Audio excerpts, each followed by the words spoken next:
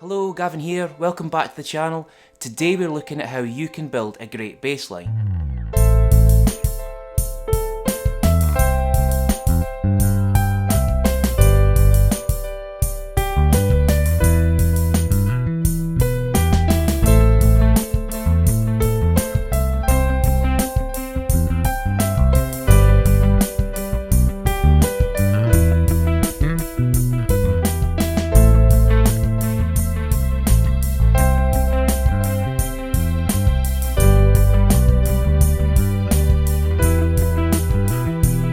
Us bass players love to discuss great bass lines, whether it's classic bass lines from James Jamerson on Motown hits, or more modern lines from bass players like Geddy Lee from Rush, or Chris Wolstenholme from Muse. But there's three common things that make all of these bass lines great. And as a teacher, I've spent a lot of time studying these bass lines and teaching people how to play them. And after all the time I've spent working on these songs with students, I've realised that there's three common areas that make any bass line great. So today I'm going to look at all three of those points, showing you how if you study those, you can make great bass lines too.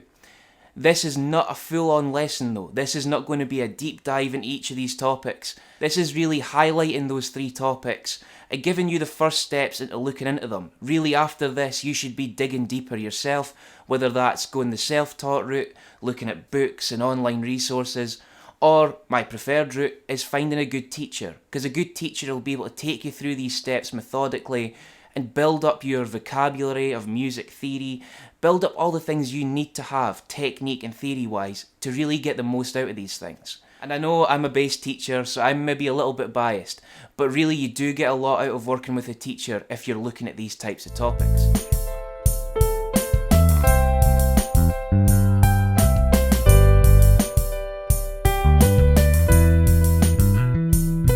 And point number one is rhythm. Really, no bass line would be complete with a good rhythm foundation.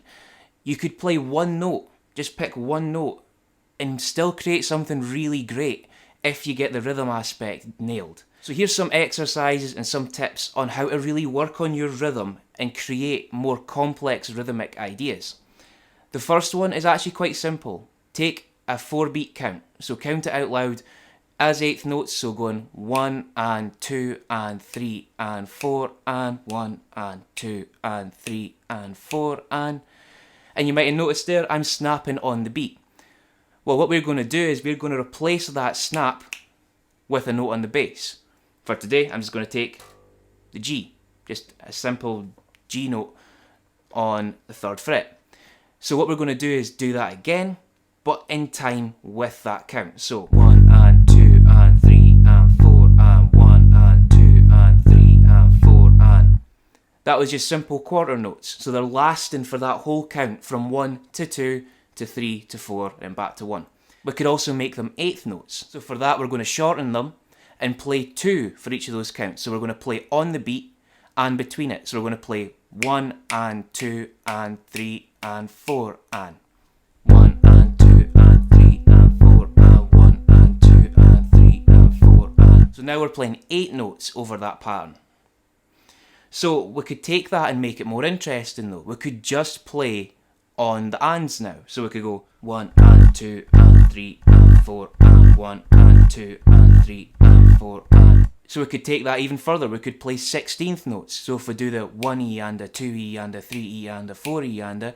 We could play on the E's and the A's. We could get more intricate with that. We could go further and play dotted notes. It's a little bit more advanced from the theory point of view. So again, maybe the further you look into rhythm, you'll start using things like that. But we don't have to do it the boring, just playing over a click like a metronome or playing over the count. We can make it interesting. And we can actually go a little step further with that. See, we could play over drum tracks, whether it's a live drummer, if you're fortunate to have one. We could also play with a drum machine, or we could play over a jam track. We actually have a jam track associated with this video that I'll be using at the end of the clip as the outro. But that jam track will be available for free in the link in the description. It takes you to my Bandcamp and you can download it completely for free and use it in your practice routine. The full jam track album is still in the works and will be coming out not too distant future now. But this is a bit of a taster, so let me know in the comments what you think of the track. and if you have any ideas for styles for the jam tracks, because I'd love to make these specific to you, what you actually want to use. But jam tracks themselves are a great tool to use for that. But we can get very specific with practicing with these tracks, because we'll have a drum beat. So we could try playing on the kick drum pattern. So if I snap where the kick drum would be, you've got 1 and 2 and 3 and 4 and 1 and 2 and 3 and 4 and... I'm playing the kick drum there on the 1 and then the 3 and of 3. So I could play on those kick drums. 1 and 2 and 3 and 4 and 1 and 2 and 3 and 4 and 1 and 2 and 3 and 4 and 1 and 2 and 3 and 4 and... I could also play locked into the snare, so playing on the 2 and the 4. 1 and 2 and 3 and 4 and 1 and 2 and 3 and 4 and... Then I could bring it all together. I could play an octave higher, so that G there, I could play that on the 2 and the 4.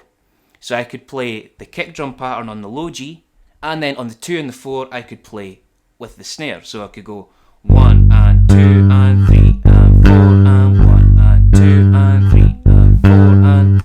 like that. Or I could make them shorter, eighth notes. 1 and 2 and 3 and 4 and 1 and 2 and 3 and 4 and 1 and 2 and 3 and 4 and 1 and 2 and 4 and...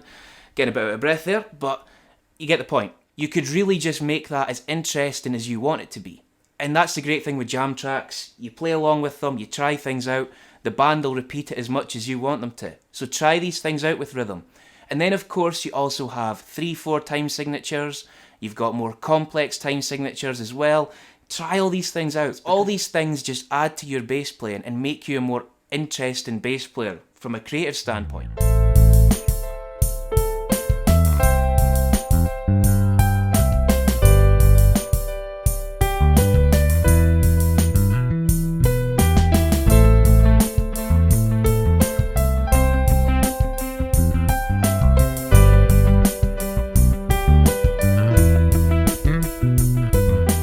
Next up, we've got to think about our note choice. And note choice is a real rabbit hole to go down. It's a good one though, and the more you look into it, the more note choice you can have, the more the fretboard opens up, and you can pick your notes and play exactly what you're hearing in your head. And that's probably the most valuable thing as a musician. But today we're going to keep it really simple. We're going to look at some basic chord tones.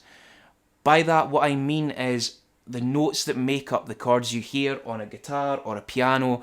That's what you're going to play along with. Because you can play those exact same notes in your bass line and guarantee that your bass line will sound good. It's going to sound right. And this actually isn't too complex. If you've ever played the basic major scale, so we'll take that in G.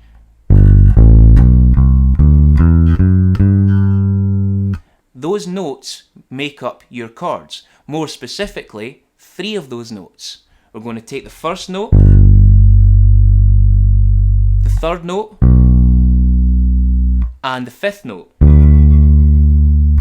And that's what we're going to use. So for instance, if it was a G major chord, I can play, which is 1, 3, 5, or root 3, 5. And those 3 notes build up a G major chord on a guitar or a piano or whatever instrument is playing the chords. So we can build a bass line around that. What if it's a minor chord though? Well, we don't actually have to do anything too different. For instance, if it was a G minor chord, we only change 1 note from that pattern. We take that third and we move it back 1 fret.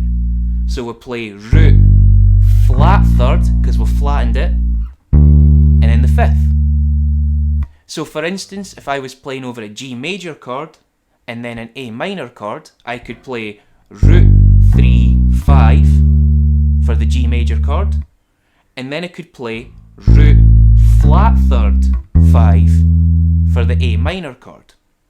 Now this is a very basic approach to chord tones. We can go further with it. Once you get comfortable with these patterns, you could start adding in the same pattern up an octave.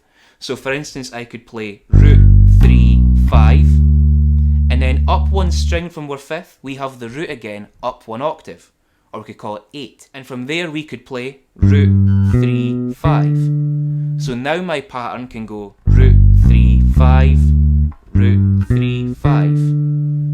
You see, I'm not doing anything too crazy here. I'm just taking 3 notes and using them all over the fretboard.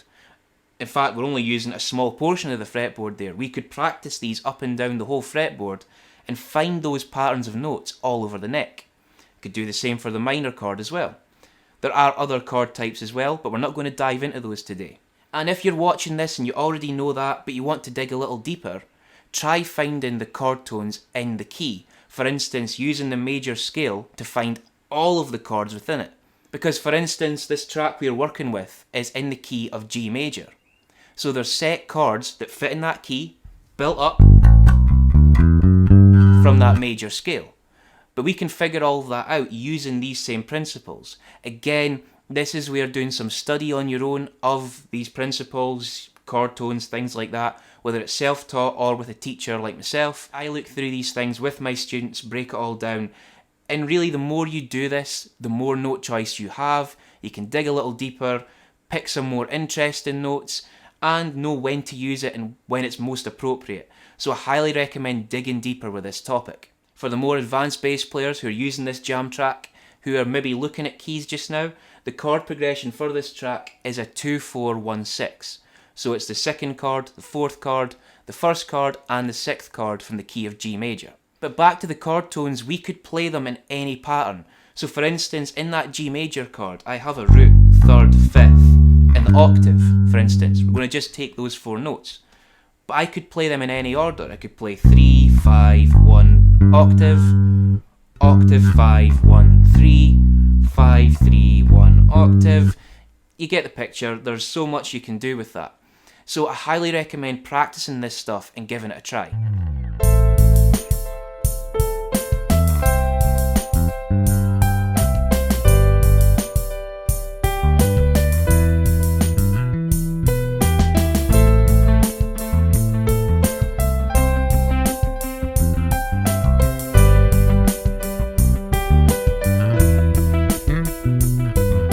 Lastly, the third most important thing when creating a bass line is your tone. It gets so overlooked and people put all the importance on the note choice or the timing, but they don't think about how they're actually shaping their sound. And yes, of course, when I record with an artist, I always make sure I give them a good clean DI sound. That's more of a fail-safe to make sure they can work with the track and I don't have to redo it. But if I'm writing a bass line and I've got a sound in my head, it makes your bass line more interesting. You can make the bass line fit the song. For instance, some key areas to think about is your pickups. This is a jazz bass, so I can use just the bridge pickup, just the neck pickup, or both. Beyond that, I can also shape it with the tone controls. If I want to do it with my hands, I can play back by the bridge and get a tighter sound, or I can play up on the neck pickup, or I could play up by the neck. They're all very different sounds. I'm playing the same notes, so my note choice is the same, my timing's the same, but my feel's different, the tone's different because of where I'm playing. I could as well, of course, use a plectrum. Played that down by the bridge, or I could play up here. I could palm mute. Very different sounds. All I've changed up is my picking technique and it's completely different. Then of course you have your tone shaping with the amplifier. You can change the EQ. For instance, on this song that you're going to hear at the end, when I play with the jam track, part of the way through, I turn this overdrive distortion pedal on from Demiurge Effects. But in this track I'm using it to brighten my sound, to give a little bit of overdrive, and when I use a pick with that, I get a very different tone to what I played with my fingers. So we're actually going to look at that track now. Within this track, you'll hear me change the rhythm elements, locking in with the kick, playing a little bit looser and letting the notes ring out a little bit longer on some elements. And then also you'll hear me using my fingers and with a pick as well, putting the overdrive on when I use the pick. And you'll hear different note choice. I'll play in 1 octave and change up the patterns I use. I'll move some of the chords over 2 octaves, so you can hear a little bit more of my note choice that I use with that. And I'm going to change it up completely. Might even bring some of it up in this high register. So we'll get into that now, but before we do that, I just want to give some final thoughts. There is so much more to creating bass lines than just 3 simple points, of course, but these are the 3 common areas that you really need to think about when building a bass line. So again, you've got to think about your rhythm, building up the timing, because timing's everything as a bass player. You could choose one note on the fretboard, and just because of your rhythm training and your rhythm understanding, you could still make a really interesting bass line. Then of course you can get interesting with your note choice, really represent the chords, complement a melody, things like that. You can do all of that by understanding your note choice. And then of course you shape your tone and make it sound really nice for the recording. So I hope you enjoyed the video, and there are of course many more elements that go into a great bass line. These are just, in my opinion, the 3 most important things to consider. Like I just said, this is all my opinion as a bass teacher. And if you have any other things that you think should have been included, or tips that you have for bass players, please leave them in the comments, because I'd love to hear what you're all thinking on this. And again, the jam track used in this video will be available for free on the Bandcamp link in the description, and the full jam track album is in the works and will be coming out hopefully very soon. So thank you very much for watching. I hope you enjoyed the video. If you did, please hit like and subscribe down below, clicking the bell icon to be notified of more content when it comes out. And until next time, keep working on those bass faces.